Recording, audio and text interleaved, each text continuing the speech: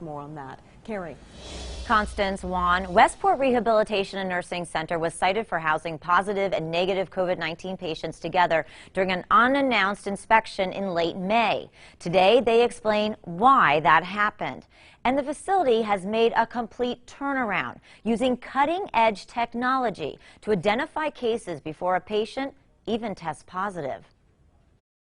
I was tested 3 times. Courtney Nelson contracted COVID-19 in May. Were you ever scared? No, not scared. The only thing I am is that we can't leave our room. That's hard. The Westport Rehabilitation and Nursing Center resident never had any symptoms.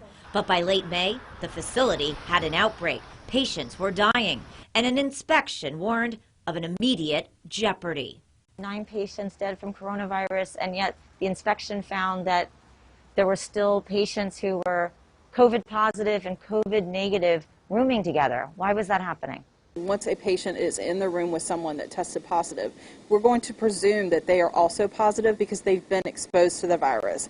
So until we have all of the test results back, it's not beneficial to move those patients around and risk spreading the virus until we have all the facts together. Jenny Johnson, the lead clinician, says Westport was always working closely with local and state health officials. It has been so challenging. These residents and these staff, they're my family. Staff worked fast to get the virus under control.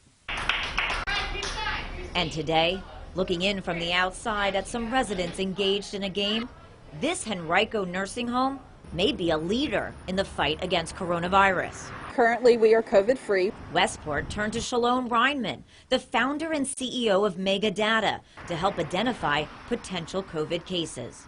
And oxygen was an excellent early indicator. When the pandemic hit, Megadata, which analyzes data from mainly nursing homes, started tracking their residents' vitals, temperatures, symptoms, nurses' notes, and oxygen levels. We found that the oxygen numbers could be an early indicator, even earlier than temperatures and other symptoms.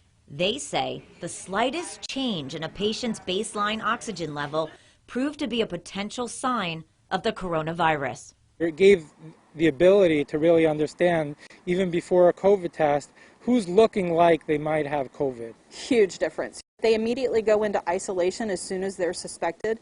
They do the best they can. And Nelson feels she's in good hands here. If it wasn't good, I certainly wouldn't sit here and put up with it.